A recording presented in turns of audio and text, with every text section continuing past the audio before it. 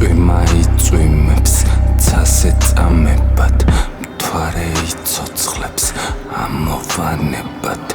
მე მოვექციე ასეთ სახებად მე ამ სექტანტებს ვაქცევ კრატერად შენი მოსვლა რომ თვალებს დაება მე არ მჭირდება თქვენი ვაება ისმის ხახაში თვითონ გაება რომ მას უნდოდა სიტყვის წამება ბედისედლებით ზღაპრულ რაშებით სახელი მისი